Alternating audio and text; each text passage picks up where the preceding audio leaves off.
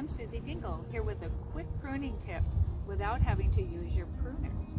Now, don't get me wrong, I love using pruners. I just like to limit their use in order to avoid repetitive motion. In my garden, I let many of my plants go to seed and let the stems stay there all winter, which is really good for the wildlife. And all I do is wait until the late winter, early spring when the stems are very brittle, and then I grab them at the base and give them a quick twist, and they pop right off. It's that easy.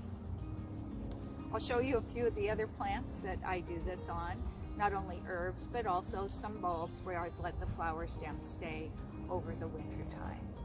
You want to help, Kitty? You want to help break off the catnip?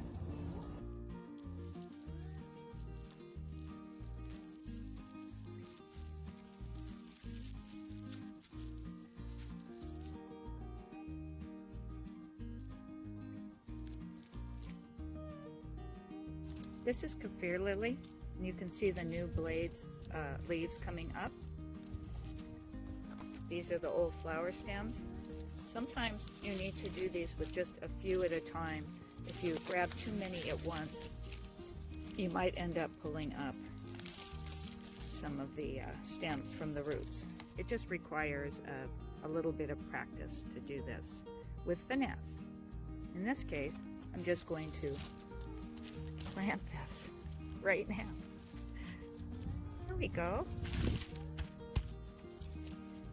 Here's a stem that is a little too soft, so it's not going to break easily.